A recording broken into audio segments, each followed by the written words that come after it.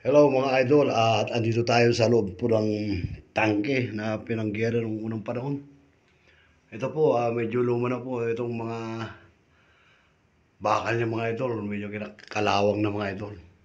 Sa ngayong hapon na ito mga idol, andito tayo sa loob ng tangke at pinasok po natin mga sinaunang panahon mga idol. Nasa loob tayo ngayon mga idol. Ito po yung pasukan niya mga idol. Dito naman yung loob.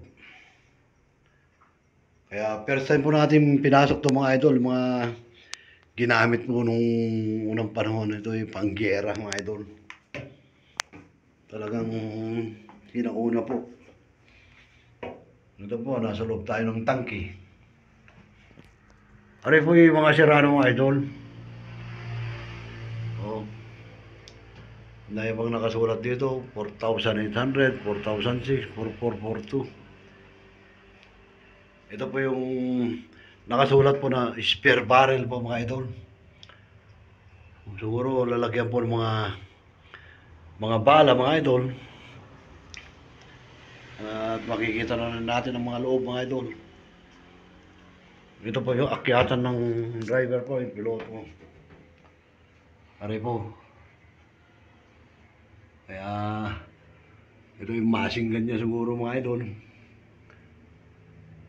Pipindutin na lang tapos gumagano na lang mga idol. Tuloy-tuloy po ang dami ng bala.